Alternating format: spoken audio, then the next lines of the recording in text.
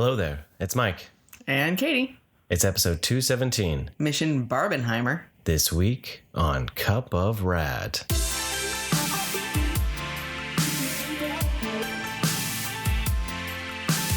Hello, everyone. We've missed you. We are back with a mega movie. Almost every movie we watched in July in one 5-minute episode. Yes. 5 minutes. Go.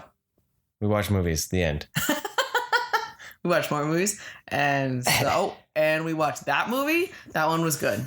Yeah. Totally. And that one. And then we really recommend that one. Yeah. That's... I mean, there you go. What else? Good show. High five. Summer's awesome. Woo! Go enjoy some brewski beers. And don't forget your whiskey beers. Yeah.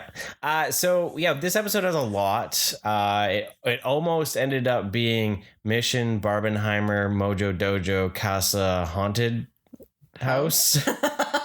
But we figured we may as well try to get it out before we see Haunted Mansion. Yeah. Otherwise, it would have became just an epic. Mission. Yeah. Barbenheimer, Mojo Dojo, Casa. You just said Mutant. Haunted Mutant House. Mansion. Right? Yeah, it could have just kept going. You know. Actually, that sounds like it would have been an interesting challenge. Oh, okay. But so peace out. We're gonna scrap this, and then we're gonna go watch Haunted Mansion, and then Turtles, and then just the entire summer in one episode. All of it. So hey, here we go. We're gonna start here because we've been busy. We've been doing things. That's why we haven't really been. We've been camping. We've been things. Summer's gone flying by. It is rocketing by like Wile E. Coyote strapped to a rocket on roller skates. Yeah. I can't believe we're halfway through summer already. Are they neon yellow roller skates? They could be. They could be. I literally go nowhere without them. But there was a movie we watched on Netflix that not a lot of people are talking about. And I think it's something to be noted. Nimora. Yes. It was an animated film that was originally started by Blue Sky Studio, the people that unfortunately brought us the Ice Age movies. I was gonna say, that's all I know them for. The first one's good. Then it just went down. Became 26 of them. They were working on this film. It was based on a graphic novel. And in the merger with Disney, when they shut Blue Sky down, Disney did not keep this movie. Mm-hmm. They parted it out, and it was finished by Netflix. One of the things that I had heard was because it was too queer. That was naturally we needed to watch it even more so. And then also one of your favorite artists did a song for it. Yeah, K-Flay did a song for the film. So. Yeah, and so that's how we kind of came on to a little bit more radar. Yeah, I was like, you know what? No, this sounds interesting. It looks like a fun animated family movie, so we gave that a shot. Yeah, so it was a really cute little story, and it was really well done. Yeah, I really quite enjoyed it. More than I was expecting. It does have a bit more animated style to it, which is always a bonus when studios are allowed to play with their style. Like a bit more artistic of it? Okay. I was like, it isn't animated. It's not a bit more animated. It is fully animated. Well, yeah. It's got its own unique look. It doesn't look like a standard... It doesn't look like Ice Age, right? It looks like its own thing. Yeah. And I really enjoyed the very real, very big... important story behind concept behind the story, and it was something that I think could speak to a lot of different people on a lot of different levels of just how we treat others and with judgment, or the importance of how stories change over years. These people were living off of this myth from thousands of years ago, and living like it is the gospel. It is the gospel of what this is exactly what happened. Meanwhile, none of them were there, and no one questions it. It changes, and no one thinks maybe what the point of the story was, and then you learn more about what really transpired, and I think that speaks a lot to more of an older audience. And then there's just the idea of the importance of standing by people and their differences. And well, it's glossed over with the hiddenness of like this, shapeshifter, right? Yeah, that exactly. works for the kids, but then the idea for the adults, and you can see these stories where it's the idea where we have to question maybe where our source material is coming from. Yeah. So where are we getting our information from? And is everything truthful that we're getting our information from, and not just blindly believing everything we see, right? Which, was pretty high concept for an animated film. Yeah, exactly. So I was really pleasantly surprised. I would recommend seeing it. It was very emotional. It didn't shy away from some real shit happening. Yeah. And I really did appreciate that. Yeah. So and to be honest too, like it wasn't too queer. No, not at all. It wasn't. You could apply it to that concept of the idea of, because of the shape-shifting aspect. Yeah, the shape-shifting goes into the fluidity or the idea like that. And for the not really, it's more of the fluidity or the non-gender, like the non-binary idea, right? But it's not specifically stated. So I think it allows for that conversation to be had if you so chose to, or questioned it or anything.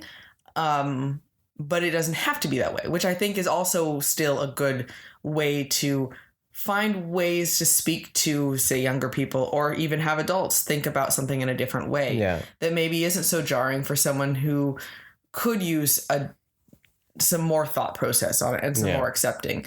I don't want to say that something shouldn't be in your face, because sometimes it warrants to be in your face, but sometimes it doesn't.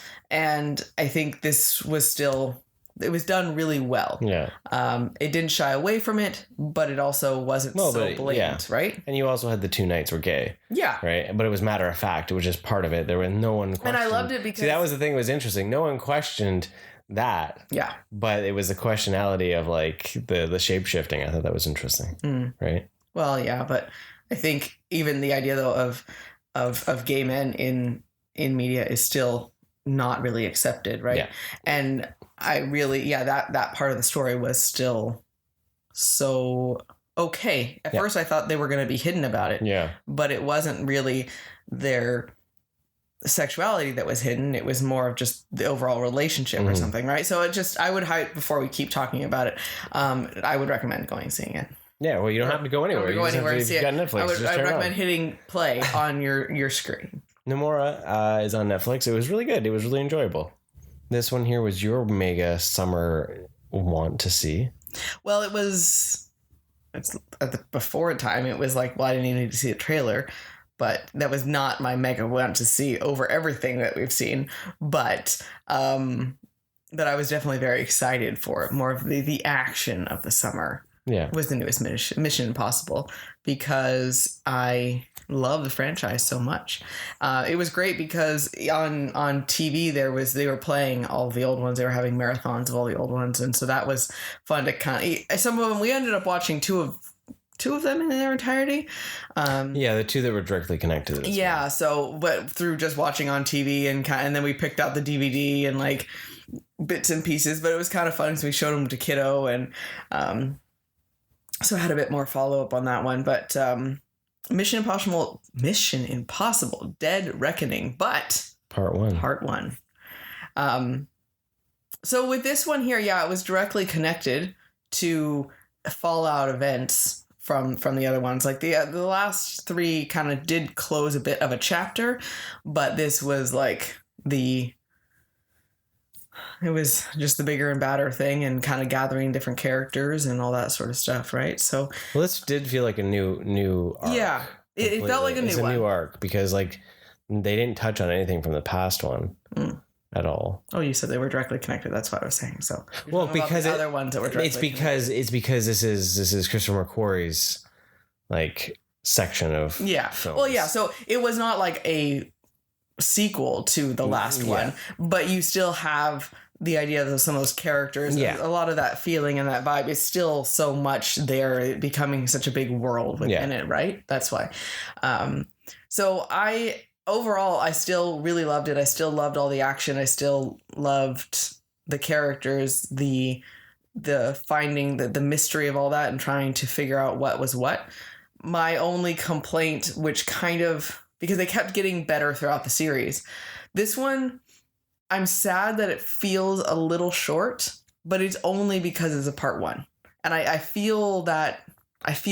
Yeah. You know, it drags on it a bit. And it makes me sad.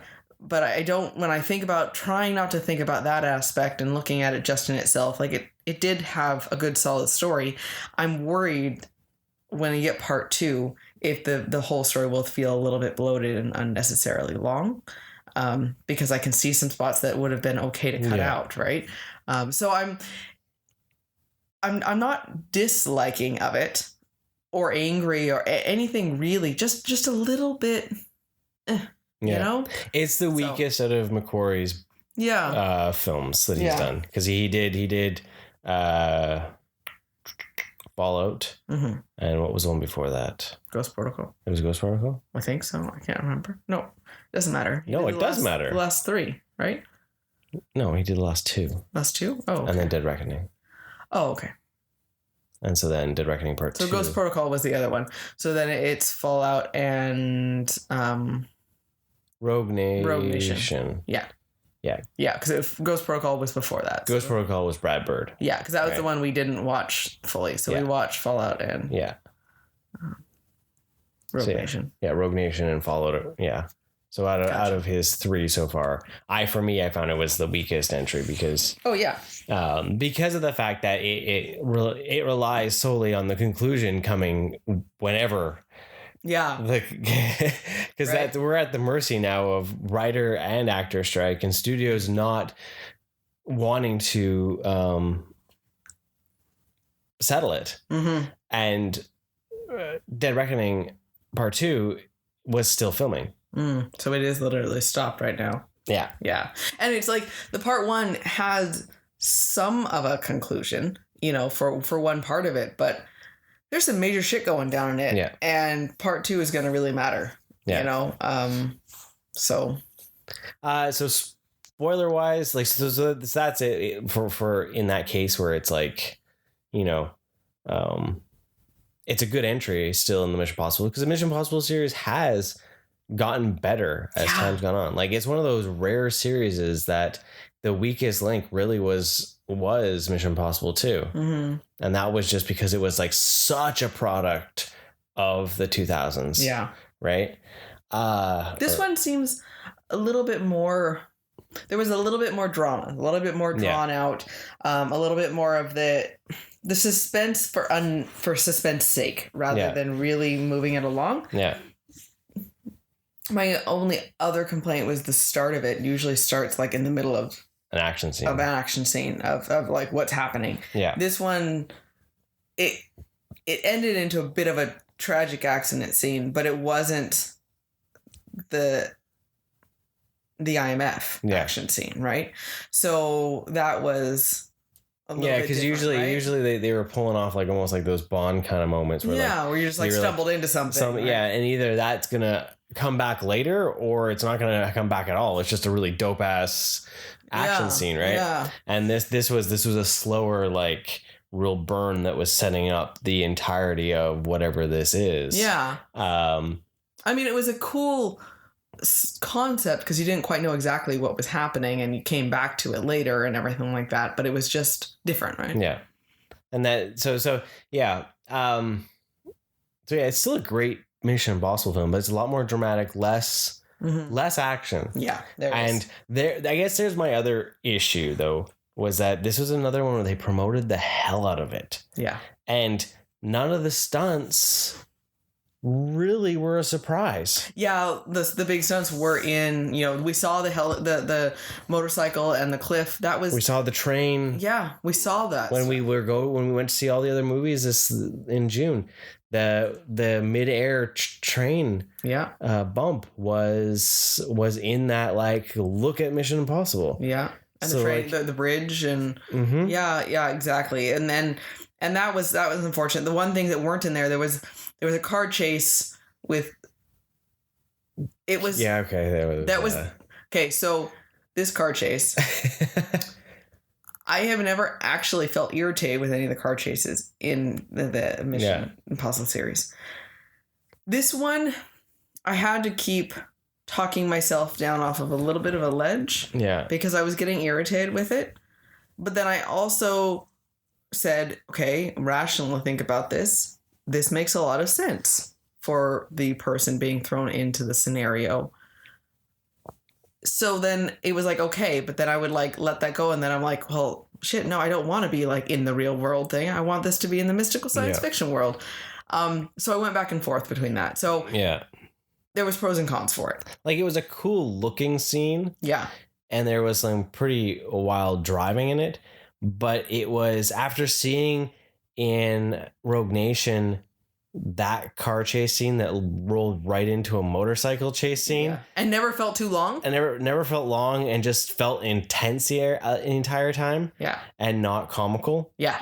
And this was comical. And this was comical. And there was corny bits. I'm like, oh, yeah, why did they do that? And that's why I said, like, this is the weakest of McQuarrie's Impossibles. It's like the new character added a little too much comic relief. Yeah, brought the Marvel into She brought the Marvel in. Yeah. So I don't know. I mean, you can tell that we're conflicted on this one, right? Yeah, it is a bit conflicting because like I will definitely 100% looking forward to part 2. Yeah, oh yeah. By all means. I want to see the conclusion. I'm not.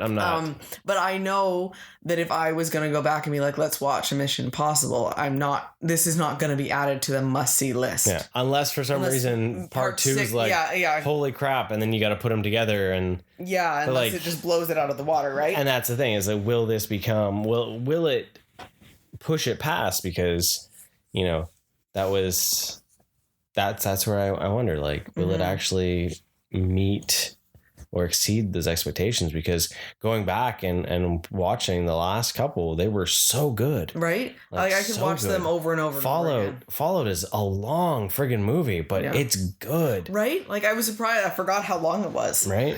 We're like, we were falling asleep and we had to come back. We're like, we're just gonna watch this tomorrow, finish it off. But yeah, so if you like the series, I would still recommend it.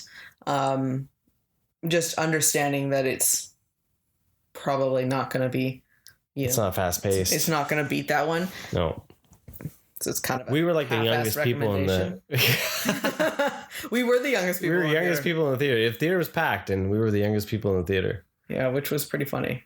Like, most of the people actually had gray hair. Well, you actually had a character come back from the original. With no explanation. That actually bugged me. I know. That bugged me because, like, he was kind of a bad guy in the first Mission Impossible movie. 100% was, yeah. Right? Like, so I thought he was just a character that was just, like, gone. And then he came back. And yeah, they brought him back with no real... that scene was pretty awesome, but no explanation as to why. Because it just shows that high-level government officials never really go away. I guess that's what they're going for, but it was just kind of...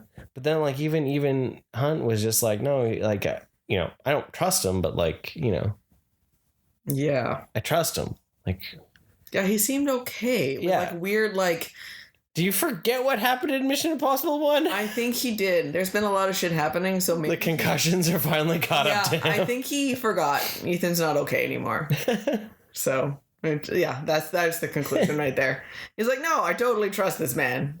Totally fine. But it's their second attempt to almost create a Torch film. Yes. Right? They tried it with Renner and it failed with Ghost Protocol. Yeah. Now they've got Haley... What is her name? It's at... I don't have my phone. Whatever. Agent Carter. She's come over to... And that's like that Torch where, go see him and say you accept. And yeah. So it's like they're trying another Torch. What? Yeah. So... we need to stop talking about it because we're going to start talking spoilers. Oh, yeah. Well... Yeah. I know it's been a month since it came out, but it's only been a few weeks. Yeah. So if you enjoy the series, it's definitely something to look at. But I think it needs part 2. Yeah. To feel full and complete for myself. Well, because it still had a letdown, right? Yeah. Yeah. It wasn't a good enough. Like, you don't have enough of the good guys 1. Yeah. It's still very much like, well, shit, this is really not okay. Yeah. Right. Yeah. So next up in our summer movie marathon is the Barbie movie in the Barbenheimer. So this is the movie that I was the most looking forward to. I have not been as excited about a movie, and I don't even remember when. I stayed away from watching any extra trailers. I mean, I watched a lot of her like red carpet, Margot Robbie's fashion and everything. I mean, my Instagram has been full of Barbie stuff for so long. But I was very, very excited about this. We made sure we planned a double feature day to go see Barbie and Oppenheimer, which was the Barbenheimer aspect, which was super fun. Went to the VIP theater so that we could just hang out all day and do this. So went and got a shirt made from Sonic Bar. Yeah, you got a shirt for a Barbenheimer, awesome shirt. I got the same graphic on a tote bag because I pulled out my pink purse and it was broken and it was devastating. So I needed something to fix that. I was quite happy with my outfit I managed to pull off. It was the retro black and white striped. I have a Buff Bunny sports bra that was from their Dream House collection. So it was weird not being in pink, but it was. But you had pink accents. I had pink accents, and I had Barbie hair, and I had Barbie makeup. Because it was a sea of pink. So much pink. Sea of pink. I have not seen that many women in a theater. No. And it was so awesome to see, really. Well, yeah. I think that's the one thing that's cool is the fact that with this film, and as you find out through the film, it's not a romance. Yes. Right? So to see so many women coming to a movie that isn't, the stereotypical, oh, here's a romantic film, you should come see it. Which really is just come look at these guys. Yeah. It was really cool because it's like, there's nothing that has been really geared to women for a long time. Yeah. Like it's hard to even, without being more romance based or an action movie that's been made from men. Well, the other thing is the women empowerment movies that are like groups of women and it's about banding together with that aspect, but they're generally angry or they're old. Or they're old. And it's like a road trip comedy, like coming of age. Exactly. So that's the other style that is then geared towards women, right? So this was just something so unique and such a family-based. Very unique experience, very unique people that were there. I was very happy that we decided to go to the VIP only because there was no children there, no teenagers specifically. We did end up actually going to see it again, which leads to something of what we're going to be saying about this. But we just went to the regular theater and teenagers galore. Talking the entire teenagers. Friggin' movie. So VIP all the way. Yeah, right. 19 plus. Yes. Keep all those, and that shows our age. Keep those youngins out of my theater. But okay, so Barbie. I'm giving you the heads up though. We cannot talk about this movie without spoilers. So, it's not going to be something, in my opinion, that's going to make or break if you haven't seen the movie. If you have spoilers, it's not going to make or break it. Go still see it. And if for some reason you want, then just you got to fast forward to the Oppenheimer, which we will also spoil. So we kept Mission Impossible a secret, damn it. The one that's been out the longest, but hey. Mission Impossible is all about AI.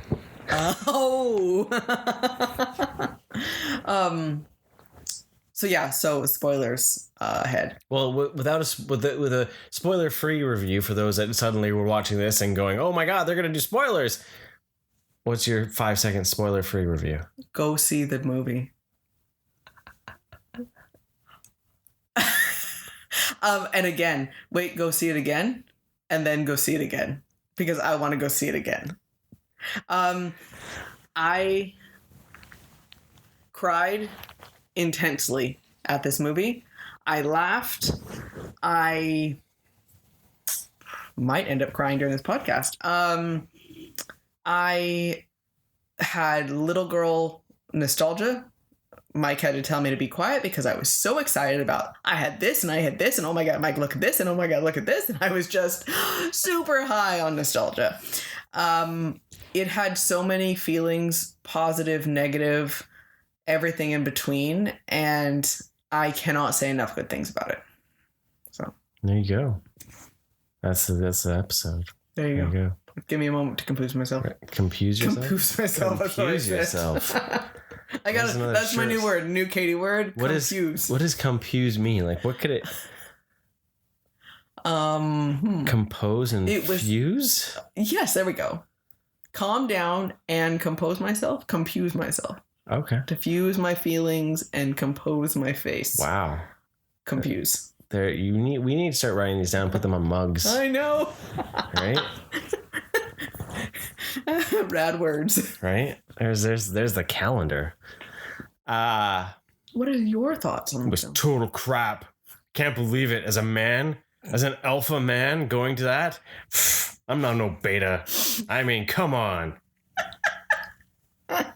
Movie was excellent. The fact that I'm going to go on this here. I'm going to go on a different of it, but the fact that Warner Brothers has really screwed up a lot of movies. What are you talking about? Flash was a piece de resistance. With a lot of executive meddling. Yeah. For years DC. What? Zack Snyder cut. Right? Like they had their fingers in the pot and every once in a while a gem would pop out. Yeah. But as a whole, like, they really were screwing things up. And this felt like a film that was like an art house film that somehow got a hold of an IP. And the IP was just like high enough to say, do what you want, man. This is going to be awesome. Yeah. And it's a good thing. It was this perfect blend. Because the sets, they used and the actual color sets, and like the fact that there's musical numbers in it, and there's fourth wall breaking and documentary, and like the fact that there's history, there's nostalgia to other films in it, and there's like making fun of hardcore things, social commentary. and like there is so much in it that it's surprising that no one stopped it. Yeah. Like, and I'm not saying that like it should have been, but we just aren't used to something like this actually coming to life. Yeah. Right? Like, and it actually happened. This is like allowing a creator to create and not stifling that vision. It was actually a little miracle movie. Yeah. Yeah. Like, and you got a piece of art that had meaning, that had quirkiness, that had a not only an ode to Barbie, but like an ode to cinema. Yeah. And history, it had so many very incredibly impactful, sincere feelings and moments. Yeah. And also really silly, corny stuff that just played to, like, it literally made me feel like I was watching my Barbie playing come to life. Yeah. Idea. And that was something so silly and simple. Yeah. And yet here there's these giant scenes. I mean, things where I never want to clap at a movie. Yeah. I wanted to clap multiple times. Yeah. That's how, like, fuck yeah. That's how I felt. And to have actually pulled all of that off was incredibly impressive, because if it had been all one thing or the other, it would have been really corny and silly and over the top and ridiculous, or it would have been like so overwhelmingly emotional, right? Yeah. So it played it off perfectly to have that balance, right? And like, it's the idea where this could have gone wrong so bad. Yeah. Like so wrong. Mm-hmm. And it didn't. Yeah. And Greta Gerwig did a great job with the script and with her direction and what her vision she wanted to see in it, you know? And everyone did such a good job. The casting was brilliant, and the costume design, the set design, like I literally looked like, it felt like I was looking at Barbie stuff. Yeah. I couldn't believe it. It was so well done. And the way they held themselves, and it was just fantastic. So there's the spoiler free moment. Yeah. Okay, so that opening scene. I love the dramatic, like, it started, and I know it wasn't completely a surprise because they had kind of spoiled some of that idea in some trailers and idea, but like, it's so intense, and you're like, what am I watching? There's a bunch of little girls playing with baby dolls, right? And it's like, I never even thought about it this way. I own so many baby dolls. I loved playing house. I loved playing teacher. I loved playing, but I also never, of course, at that age would have questioned it. Nothing's wrong with that at all. But they comment that was all girls could do. You were only supposed to play house. You were only supposed to play mom. And the line, oh my God, I love it so much. And I love how she delivered it. Playing mom is fun for a while. Go ask your mom. And I was just like, oh my God, this is great. Because it's fun until it's real. And then it's, oh my God, I can't get away from it. Yeah. You know, and I love the Barbie showing up, and then the kids' faces are hilarious because they're just like rioting, you know? And it was just right there, the importance that Barbie really was, because I've always been positive and believed in Barbie. I've never once felt like it was a negative impact of the world. I myself, being a large girl growing up too, never ever felt shamed by Barbie. I never felt like my body confidence was based on that, because I don't believe Barbie does that. I believe humans do that.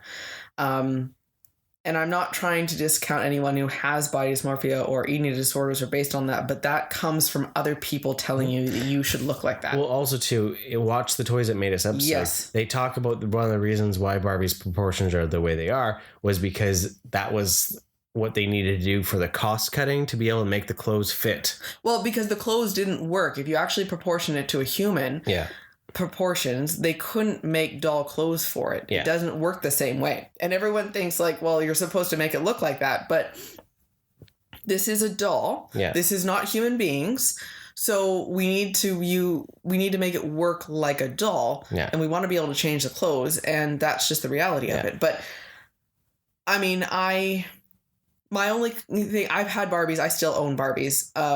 Her chest got much smaller as time went on. She used to have the biggest boobs imaginable. The only complaint with that was sometimes outfits were difficult to put on. But when they transitioned for things and I had different old clothes, now they didn't fit, or vice versa. When they all of a sudden had these smaller clothes and now they wouldn't fit on the bigger boob Barbies, like that was a different problem. But I've never felt any of the negative feelings towards Barbie.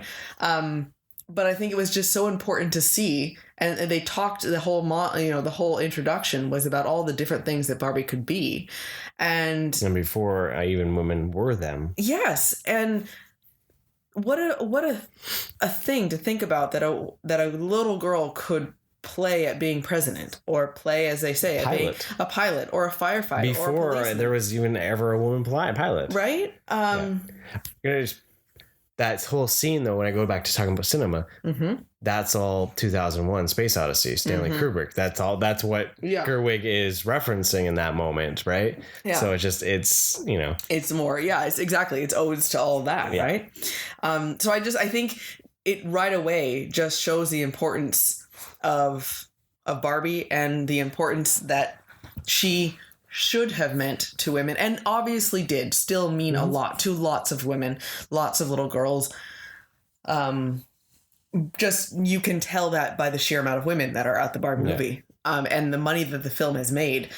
It is obviously important to lots of people. Well, you also look at, say, Gerwig, right? And you look at her catalog of films, Lady Bird, those kind of things. She's a feminist at heart. So for her to take on a film like this shows, though, that there is that love and that care, that what the initial idea of what the doll is was even for her there. Yeah. It had to have been. Exactly, right? And as I say, the doll itself, again, the doll wasn't the problem. Yeah. It's the people around it. And as the story is saying, it's still the world that we live in. It's, oh yeah, it's well look at the fact that for the longest time, it's the damn horses, Barbie started out doing, first she was like, it was shopping, and then she got jobs, and then she was like jobs that women didn't have. But like, you look at they slowly started sneaking back in all the getting married and the housing and for a long time, all Barbies was just the wedding stuff. Yeah. And it was all about that wedding, or just the party type thing, right? Fashion idea, and that was it. And they stopped being so much of the you can do it attitude, right? Yeah. So there's that. Because even for myself, like I never owned any of the career Barbies for anything. Well, that was your problem. I know, right? I mean, I owned a lot of turtles. I live in a sewer. You've seen my town. Ouch.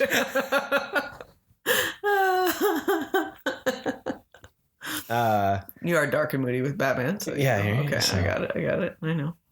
But no. Like, yeah, exactly. I just, so then we start just introduction to Barbie Land itself. And as I say, I just was squealing with joy, watching the Barbie. So I never had a dream house. I made my own dream house out of an old plywood bookshelf that I had, but it was amazing because I still had awesome furniture. But I always laughed at the slide in the house. I thought it was hilarious that there was a slide there, but the way they moved and the fact that they didn't have water, she was drinking stuff and had the milk carton that looked like the Barbie toy, all the accessories. And then there was no liquid in anything. All the food looked plastic. Like it looked like there was actually dolls being played with. Yeah. And, even the narrator says, you don't make sure they go in and out the door. Like she goes down the slide, walks from the outside, walks in her main door because you didn't worry about all that sort of stuff because you just dropped them wherever you needed them to. And it was so innocent feeling, but I like that it jumps right into the story. Things start going wrong. Nearly immediately. Right. And that was really cool to see all of that, and then the song, you get reintroduction to the song a different way when you're getting that feeling of everything's going wrong. And I love that the song changed to match what was actually happening. So the Pink song from Lizzo. Yeah. It was just the existential dread. Yeah. Right off the bat though. Death. It's hilarious to see too as she's like driving around and you're seeing all the things that Barbie can do. And the one scene though that did take me out of Margot Robbie's acting though, and this is just because it was like her Harley voice popped back in, and it was when she's driving down the street and she's waving at everybody. And then the astronauts say, "Hey, Barbie." And she goes, "Yay, space." And it sounded like Harley. Oh, yeah. Yeah, it did. Yeah. I mean, that made me laugh because I thought it was just hilarious. Oh, it was. But yeah, I heard Harley and I was like, you're right. But especially the way she acted, right? Yeah. Yeah, no, I get that. And we get an introduction. Go ahead. Oh, to Ken. Well, yeah, we get Ken and he's beaching. Yeah. And... Yeah. Oh, I love that he runs into the waves and just hits the water. That is not real water. And it's just hilarious. I love the way so then here's that would look like a doll too, right? I know, right? And then here's the doctor and it folds out because that's whatever happens. You have you mobile hospitals that just fold out of vehicles. I mean, that was fantastic. This was the Transformers crossover we didn't know we were getting. Yes, Transformers. Where was G.I. Joe? Where was military Barbie? Secret Service Barbie. And then I like the X-ray that looked just like the standard, like a picture, like the sticker, right? And she's like, "Oh, you're gonna be fine. Actually, by the time I said that, you've been totally healed." Yes, you're totally fine now. Right, and that was the thing so I love that, but then I had my moment of being like, "Is this what the movie is? The entire 2 hours? I know, gonna be? Right? Like, is it gonna be, Because that's all so much of what we had just seen more than anything, right? Because I didn't know what the actual premise of the movie is going to be like, right? Yeah. And so that's why I'm happy that it jumped real quickly into like things deteriorating, so then it moved forward. Yeah. Because if we had had too much of those types of scenes, it would have been like, okay, I'm over this now. Because it would have lost its specialness. Because like how many different things, because the whole point of this is it really is just a repeat of things, right? So we got to introduce to Weird Barbie. Oh, we'll hold on. Okay. We got introduced to all the Kens. Okay, go ahead. And the beach off. Oh, I know. I didn't want to talk about the beach off, but okay. Oh, I'll beach you off right now. You're going to beach me off. I'll beach both of you off. Okay, you go ahead and you introduce your Kens. Oh, that was it. I just wanted to say I just wanted to have a beach off. I wanted to beach someone off. Well, can't I beach someone off? Won't you just let me beach you off? Come on. He's not a lifeguard. He's just beach Ken. I'm not trained to lifeguard. I'm trained to stand here. And then we got to meet Alan. And Alan. Just Alan. Okay, Epiphany. Yeah. So watching through all, like, you know, the style that he looks like the very old retro Alan that was originally out. Through all the old retro pictures that are showing up on Instagram, especially when it comes to all the bride stuff, there was a big kick in like, the late 80s for this was a scandal. These maybe this is why Alan disappeared as well too. It might have been, but I had this Ken that I had renamed Mark. You told me. I can't remember if this one was Brad. I think this was Brad. I thought the other one was Mark. I had Nick, Ken, Brad, and Mark at various times. Did they beat each other off? I don't think they ever beat each other off, but okay. So I had this guy this Ken that I had he had reddish brown hair, and I didn't buy him. Like I think my friend gave him to him, or we swapped. So he just showed up in my Barbie stuff, right? And I found a picture of him, and it was an Alan. I owned an Alan, and I didn't even know it. And then you find so he escaped from Barbie Land and changed his name. He was in witness protection. So Alan made it out. He finally made it out, and he lived as Brad instead. Brad was always kind of the asshole in my world, though, which was hilarious. Mark was a nice guy. Brad was the asshole, so which was funny. But yeah, so I actually had an Alan, which was hilarious because I found the actual picture of him. And but in the wedding set, it was Alan and Midge that had gotten married. So Alan is actually the one who got Midge up. Yeah. And then Ken and Barbie were just there as attendants. I love that they make note of Midge being like a whole thing, and like she was discontinued, and we don't talk about Midge. We don't talk about Midge. Because that's a weird thing to have a pregnant Barbie. Right? So the reason why she ends up having to see Weird Barbie is because cold water, thoughts of death, flat feet. Yes. Right? And she fell off of her roof. Yeah. And all of her toast was burned. Her milk was expired. Like all sorts of shit happening. And so she needs to fix herself. Something's wrong. And she goes and sees Weird Barbie, who'd been played with too hard and is always in the splits. And that made me laugh so hard because she always just cartwheels or everywhere. Yeah. And she lands in the splits. And all I could just imagine was a Barbie, and everyone had the Weird Barbie that you cut their hair off and you drew on them, and I had ones that this is actually terrifying, like because like I never did that to my action figures. I never degraded them and humiliated them, and then abused them. Well, in middle school, me and my two friends went through we had to be all super goth and like intense, right? And we had a Barbie head that we had and passed around and carried. So I had that for a long time. We shaved all of her hair, and then hardcore. This is disturbing. I don't know if I can handle this. So, yeah. Shaved Barbie's head and carried it around. Jesus. Weird Barbie. Yeah, that Barbie would be fucked up. I know. I love though that Barbie shows up and she's like, if my feet were actually shaped like this, I would never wear heels. So she gets convinced that, she thought she had a choice, but no, she doesn't have a choice. She has to go to the real world.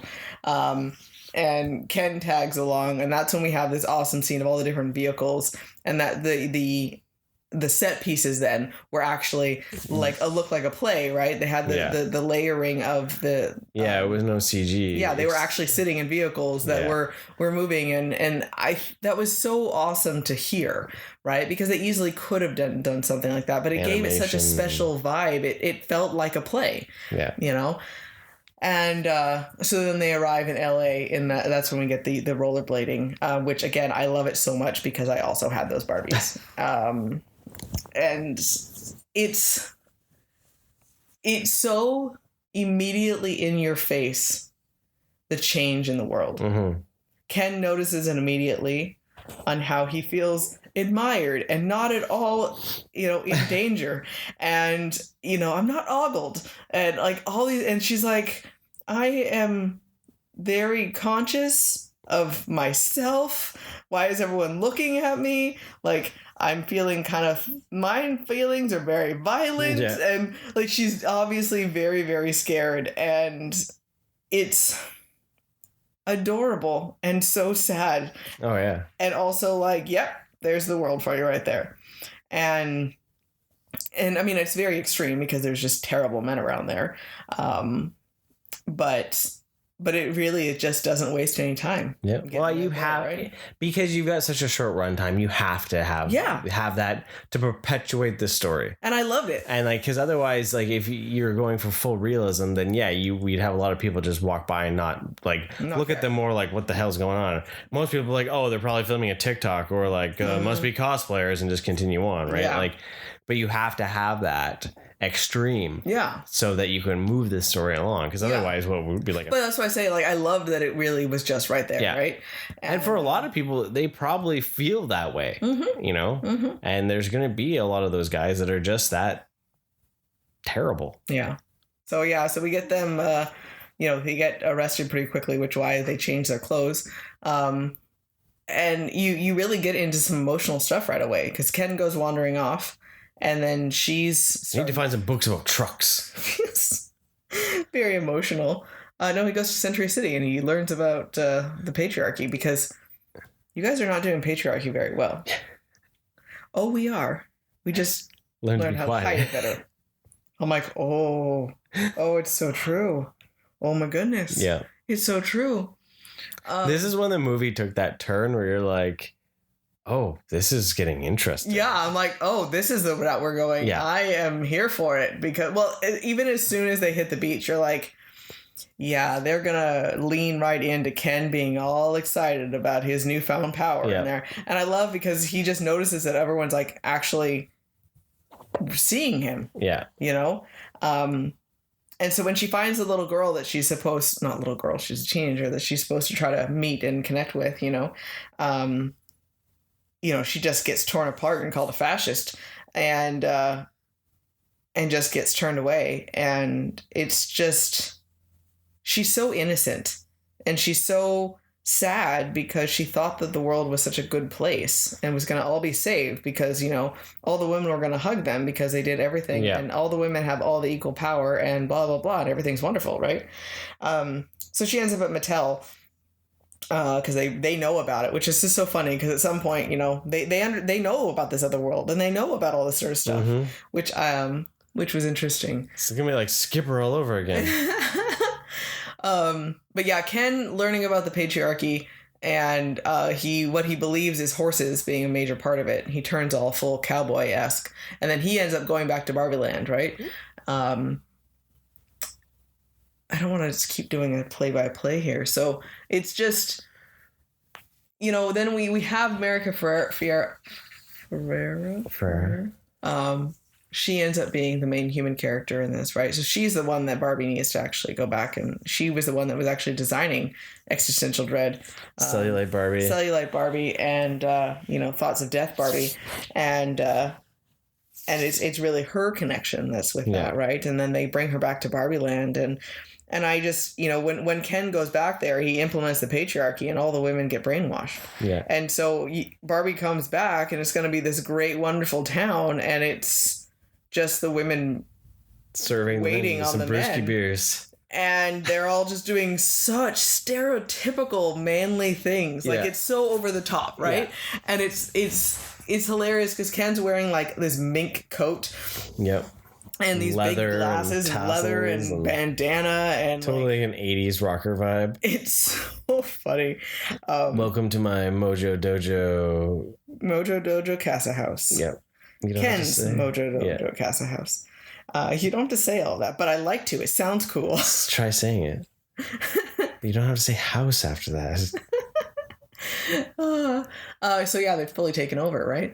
And that's, when they realize and they're trying to figure out how to solve everything and how they can actually fix and help the Barbies realize who they were. It's the other thing actually I realized I forgot to talk about was in part of their little montage in their introduction, right? They're giving out Nobel Prizes and they're telling the Barbies they've won things. And I didn't notice it as much until they start commenting the other way around when they're brainwashed. So in the beginning, here's your Nobel Prize for your science invention that you did. Thanks, I worked really hard for it. I deserve this. Mm-hmm. And then they give this prize. Don't you remember you wrote this book? And when she's all brainwashed, right? And it's like, yeah, first off, I'd like to thank Ken for all his support. Yeah. And I'm like, oh God, that's perfect. Because not saying that we can't thank people that were involved with us, but women are so not expected to ever say, hell yeah, I did that. Yeah. Men are allowed to say that all the time. Yeah. They're allowed to be the person that can be, well, I did this all by myself. And then there's jokes about the women that do it behind the scenes and help them out. Yeah. But they're just, when they say stuff like that, it's never in a truly complimentary way.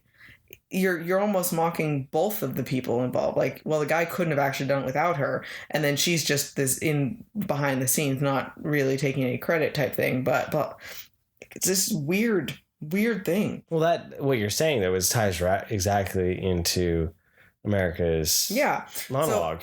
So I mean, that's it just reminded me of that. But then she goes off about all the things that women are expected to do and be, and all the opposite forces that we have to deal with.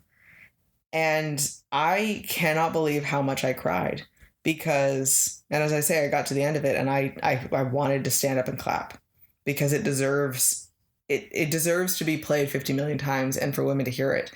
And it was powerful because no one says it out loud.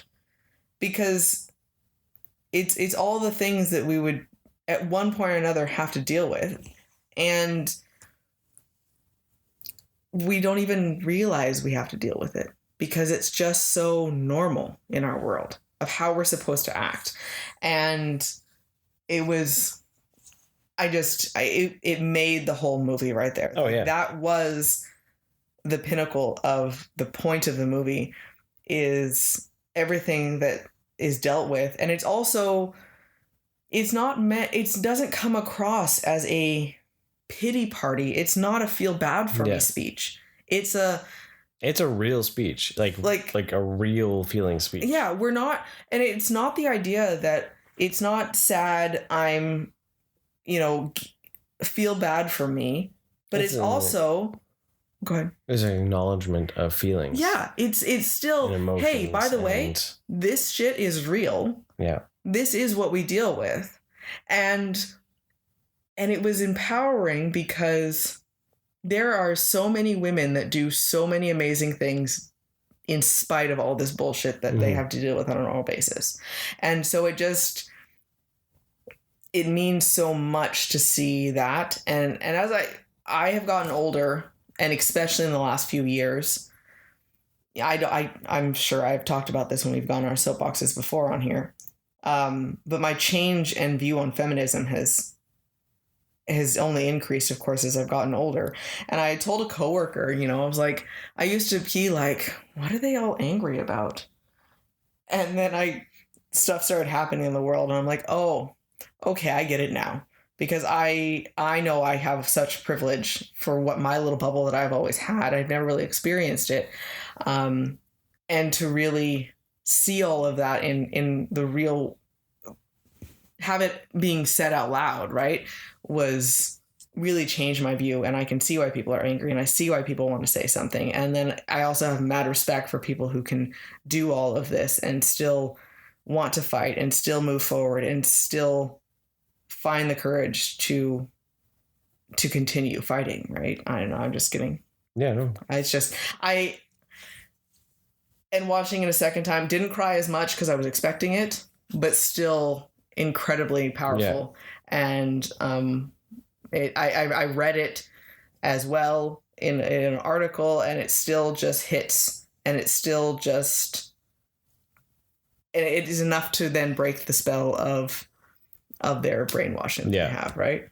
Well, I love that too, that when they're trying to break the spells, that, you know, they have to, once they've broken the brainwashing, they've got to send someone in to like pretend to be, and it's just hilarious to see the things that, you know, go in and talk to him about The Godfather, you know, and I don't know what I'm doing this computer program. Oh, right? let me show you. Right. And or like, you know, I don't understand money. And then, or, you know, all those little things are like, here's some glasses so they can tell you that you're pretty without them.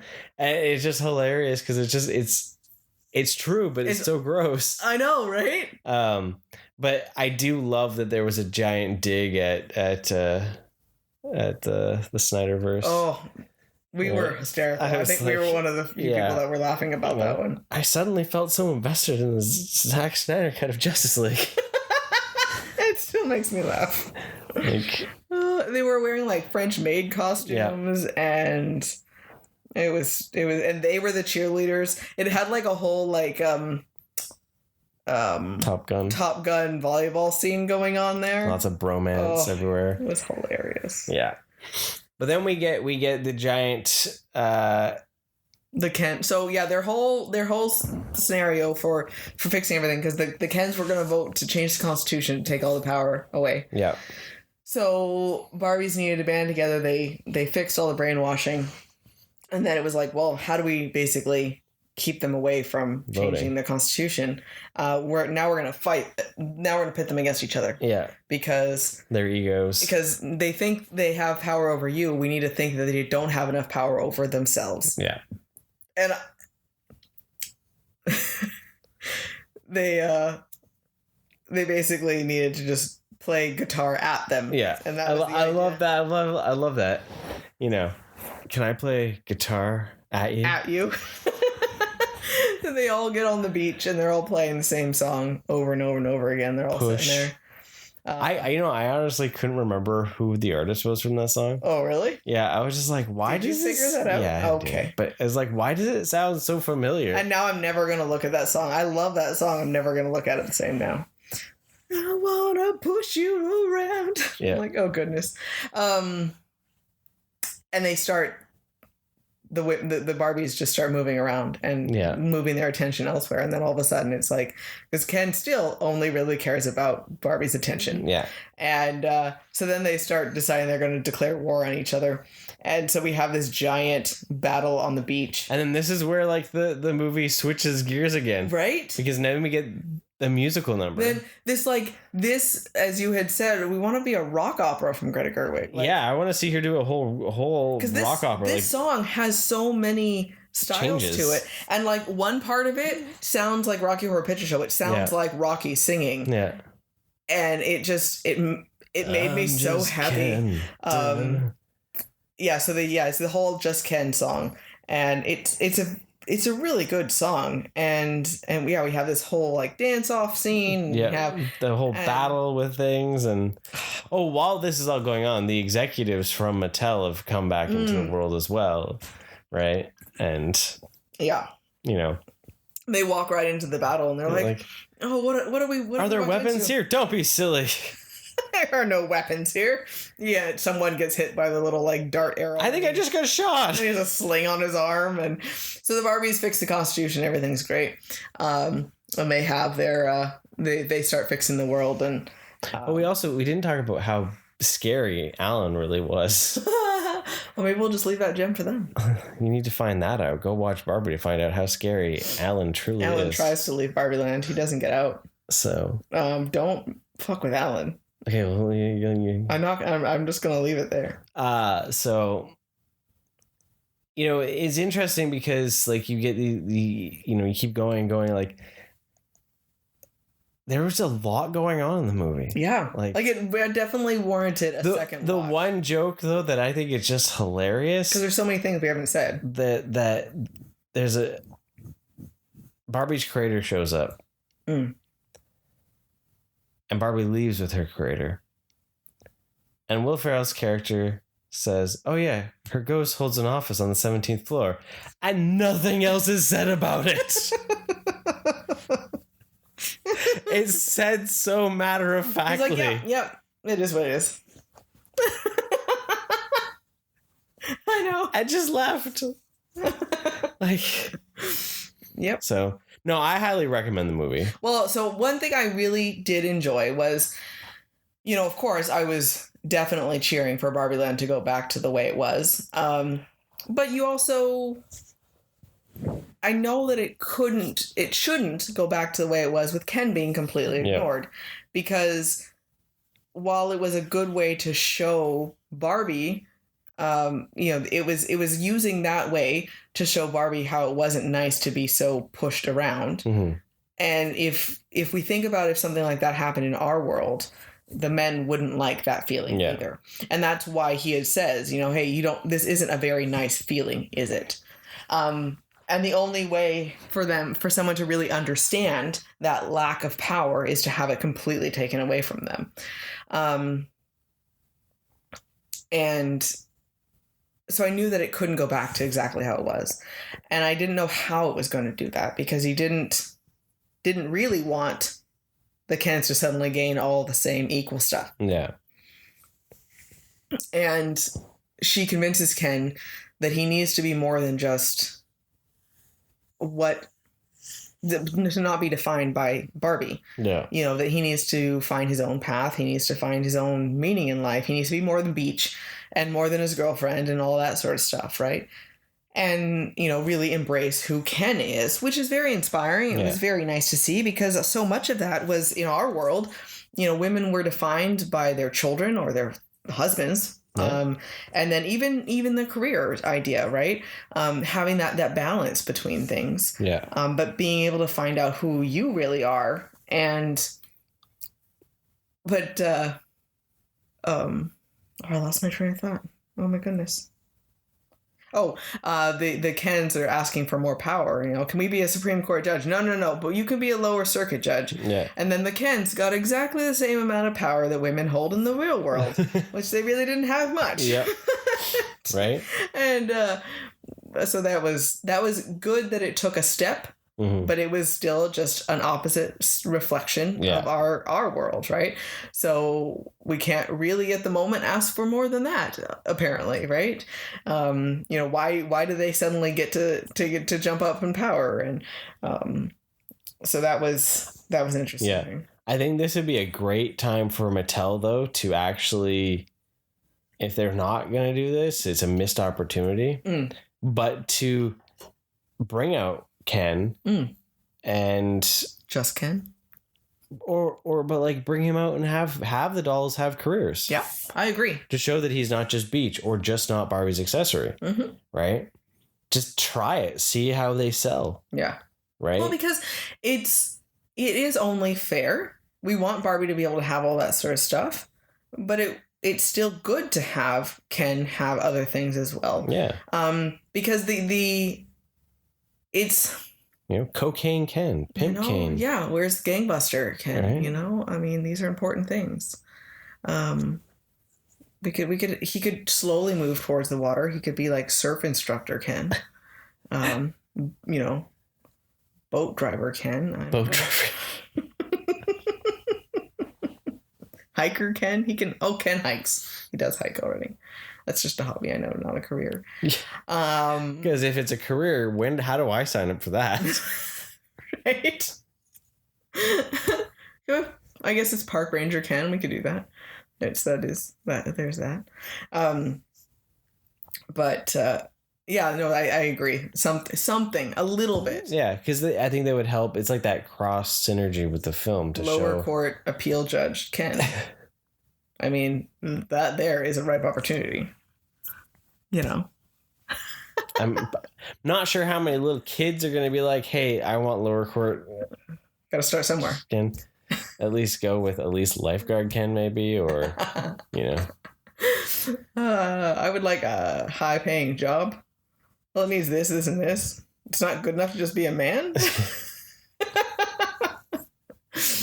Oh yeah, yeah. That's. I mean, there's a bit more of an ending. It's definitely a different. What are your thoughts on? Because we've already spoiled so much of this. Your thoughts on Barbie's ending?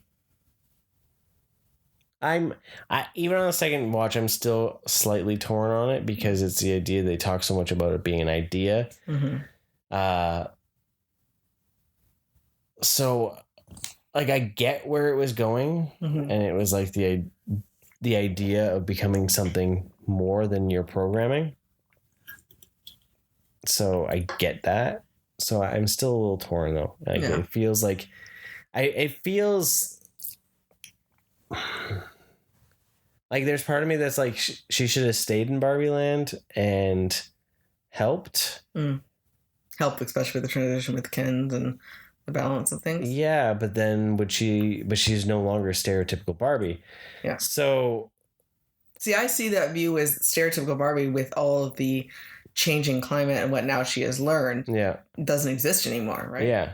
And in reality, stereotypical Barbie doesn't exist anymore. No. Right? So it's yeah, I don't know. It's was she just absorbed into the real world? Was she? Yeah. I know. I have your same feelings, right? It's like, why the transition like that when it was kind of a weird twist for something, right? I mean, it was still emotional and it was still wonderful to see and to think about the human experience. I mean, Ruth's speech was amazing. Mm-hmm. That's a great scene. It's a wonderful scene, but I do understand where it's just a little bit like, really? We're gonna do that instead? We're doing the whole Pinocchio, right? Yeah. Like, so there's that wonderment of like. I guess the only other thing though that we could take from that is, you know, she wants to be able to actually make the more of the real life differences for things and the importance of not living too much in that fake world, mm-hmm. and really trying to navigate those feelings and those changes and that positive, empowered mentality amongst all the positive and negatives that happened because of real life. Yeah. So if we try to take it on that aspect, that's more of the message of where it is the idea of like facing life head on instead of living in that Barbie world idea. Yeah. It tends to like. It's a lot more of a finding the concept of it rather than looking at actually what happened. Right. I honestly even would have been 100% okay if the screen had gone to white and it ended, mm-hmm. and you had to choose what she chose. Actually happened. Yeah. Right.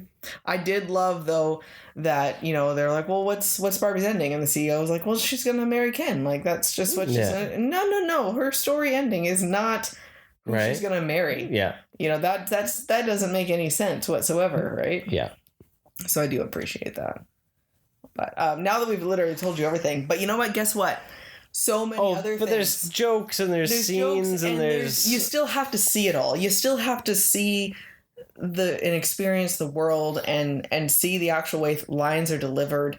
The emotion with those monologues. I'm Just Ken video scene alone is worth it.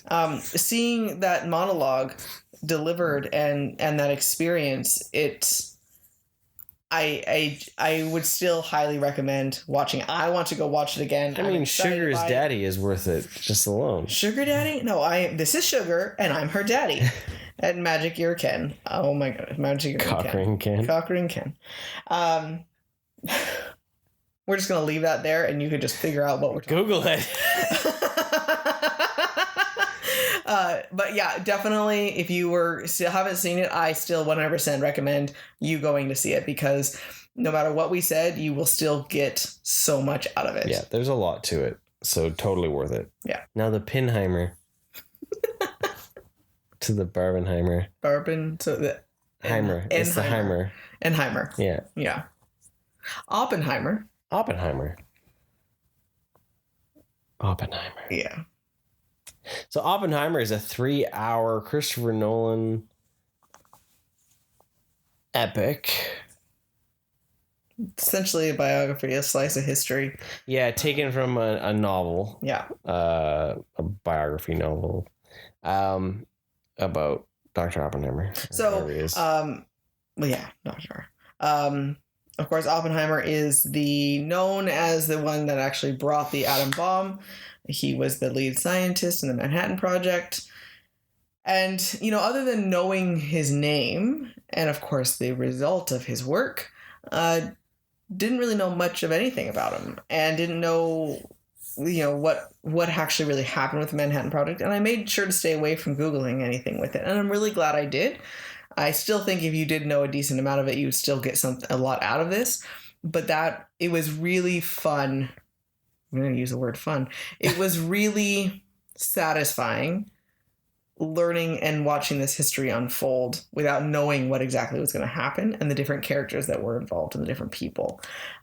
So you knew the end goal, yes, bomb was going to happen, but learning about the process and then how it was actually told with a flashback aspect of what was going on when he was eventually tried and all this like government BS stuff. It was going back and forth and being told in that way.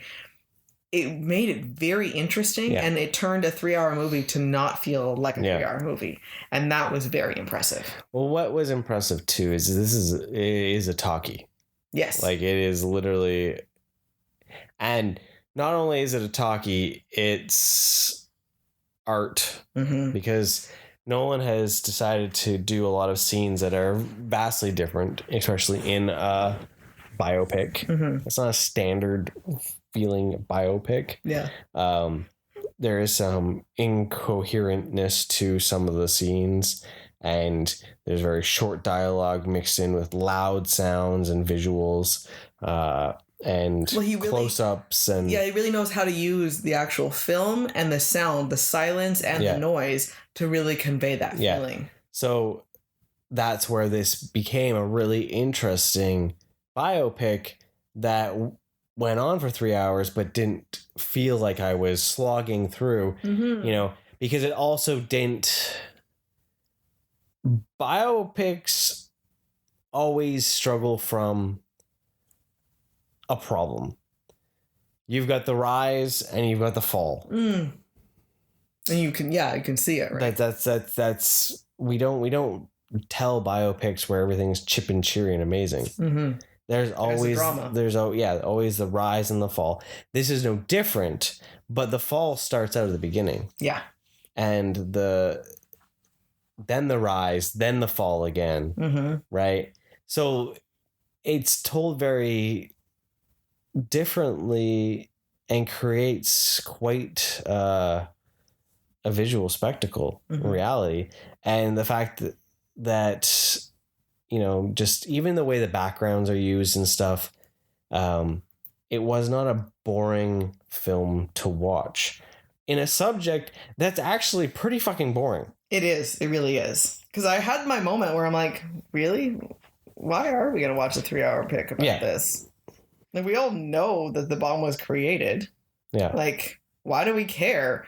But it was interesting to learn about the political landscape at the time. Before that, learning, about the different scientists, how they all knew each other and moving around the world, learning from different people. Oppenheimer created the field. Theoretical particles, something. I mean, he was the first one to actually really push it, theorize on black holes and the concept of something that he couldn't test, right? But the idea of what happens with a star and what would happen with it exploding and or imploding and all that sort of stuff. But about particle theory and so he created that program at Berkeley. He was definitely innovative. But then you even get those snippets where it shows him kind of almost seeing the world a little too clearly and how messed up he kind of was because of it, a little too obsessive or just seeing something a little bit off. Right. And, I think too, with that back and forth, seeing how you said it starts with the fall, it made it very interesting to be like, well, okay, so I'm watching this. How does he go from this to what it was showing at the beginning? Yeah. Like, what happens? Yeah. And it really makes you want to continue watching because how did he go from being this hero of this project? Because at the time, it was on a American view was he was the one that saved and stopped the war. Yeah. How did he go from that to, being essentially tried through Congress and put through the ringer? Like, what happened? Yeah. And so it really gave it an interesting vibe, right? Yeah. So. Yeah, it's really well acted. Oh. This one's a harder one to spoil. This one's like a harder one to really talk about more. Yeah, because as much as I said it was interesting, it was kind of boring. Yeah, but it was interesting, boring. It was visually very appealing. Yeah, like it was interesting to watch, and again, we know the gist of the story. Yeah. The only thing if you know some of the history around it, then you'll know about Strauss, and that was the only thing that I could really spoil about it. So I won't say anything. If you don't know the history, go watch the movie, learn about it. Then look up about it, because I looked up after it, and yes, the movie is right on point. Yeah. That was the thing to spoil. Right? Yeah. But it jumps around so much that it kept you engaged. Yeah, and that because it's humorless, it's bleak, and I guess the one thing that's cool was it wasn't a rah America. No, it was just telling a story of the whole idea of we can do this, but should we do this? Yeah. And it was because Oppenheimer himself wasn't really someone you really liked. No. But you also appreciated that he was trying to at least question whether we should do this or not, and he tried to keep the mentality, though, the pragmaticism. I don't know if that's a word, but not. It's going to be. That there were other people in the world that were going to also create these bombs. And the reality that someone was going to have to be the first and might as well be us. Like that was his mentality. But he was so much hoping that once it was there, it would be a big enough threat to not even have to use it. Yeah. And I think he wanted to hope that it wouldn't be used. Mm-hmm. But the scientist in him still wanted to see if he could do it. Yeah. Because that's the bane of all of it. Yeah. Is, again, just because we can doesn't mean we should. Because the scientist always wants to know if it's possible, but you don't know what it's going to be used for. Yes. Right? It's the eternal question, right? Yeah. So he was not even likable as a character. No. But he was played so well by the actor that he was still so interesting to hear about. Like, I know we're saying it was kind of boring, but it was very interesting. Boring. I really enjoyed it, and it was so well done, and I don't have anything really truly negative to say about it. And I'm so glad we saw it in theater. It is definitely a theater viewing film because of the sound. Yeah. Yes. For the intensity of that sound. Yeah. Yeah. Right. So that is where it really hits, is like all that real those heavy bass tones that come through while he's visualizing the bomb, basically, and the fusion and all that. That was really intense when he was starting to have like guilt, like visual guilt things going on. From when they actually dropped it, and they got that was a great scene. That was probably the best scene. Oh yeah, I was actually that was actually very emotional to think about that. Yeah, I was actually surprised though that they didn't push it a little more because like I was expecting it to show more of the negativity of it. Yeah, because that was the one thing I did feel the film was lacking though, was because how badly it really was. Yeah, because like they talk about it. Yeah. And they show them reacting to the photos. Yeah. And the video and the stuff from it, but we don't ever see it. Yeah. Except for that one flash of that lady. Yeah. Right? Yeah. Well, and then, when you look up about it, how many people actually died between the two bombs on the day, and then over the next few years, and you could have easily shown bits and pieces of that, right? But I think they estimated over the time period, there was between those two bombs where a minimum of like 225,000 people died between the two, like either on the day or of effects of that, right? Yeah. And I mean, that area has never, of course, been the same exactly. Yeah. I mean, at what point did they stop being able to really attribute them to the bomb as well, right? I still wonder if us actually using these, because we tested them so much in all these places, and all these countries continue to test, and they do these things, like how is that actually affecting us? Oh yeah, as a whole, right? Well, as I say, I found that article that they have actually determined that I think as of 51, when all the nuclear testing really, really took off, that humans have officially started a new geographical age, and they can tell there's a line in the soil with radiation in it. Yeah. Like, that's all over us. Yeah. It's in everything we do and breathe and eat. Everywhere. That's the reason why we probably have so much cancer. Or other things. Other diseases, right? Like, we can't, it's not enough to directly contribute it to it. And even if it was, you think they're going to say it? Because there's nothing they can do about it. They can't do anything about it. I mean, can it be weird enough that we all get X-Men powers? Right. Like, why is it not cool like that? Right. It's just death. It's just terribleness, mental health issues, and all these other things, and no claws or bamfing or just a bunch of ADHD. Yeah. Yeah. Right. It's pretty sad. But no, it was a good film. Like, it definitely will go up into, to continue Nolan's trend of being a great filmmaker. Yeah. Right. Well, yeah, he picked the people. Oh, and this is the most I think Scarecrow looked like Scarecrow did. Minus the noose around his neck, but that brimmed hat and those jackets, he literally was more like Scarecrow in this movie than he was in Batman Begins or in Dark Knight Rises.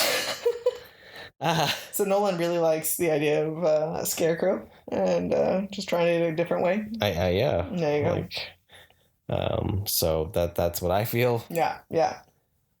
So. Yeah, I know there's not much more to say about it other than if you haven't seen it, I would recommend it. I would recommend a Barbenheimer to everyone. Just really feel all of that. Feel all the emotions. Get really high and giddy and feel like the but it's super high, fantastical, also like damn the man feelings, and then go watch something else where like, wow, men really did fuck things up. It's just all over the place. Yeah, there you go. The epic Barbenheimer. But I think out of everything we've talked about today, though, Barbie is definitely the one that's the easiest to digest into multiple viewings. Yeah, and find other things. Like, I honestly don't know. I'm not excited to watch Oppenheimer again. No, it's another one of those ones where I had my experience. Yeah. And I'm good with that experience. Yeah. Like, the only way that experience would be better would be to actually go to an IMAX, because it was filmed in IMAX, and experience it in IMAX. Yeah. But you're not going to sit there and be like, you know what I feel like? 3 hours of distrust and trials.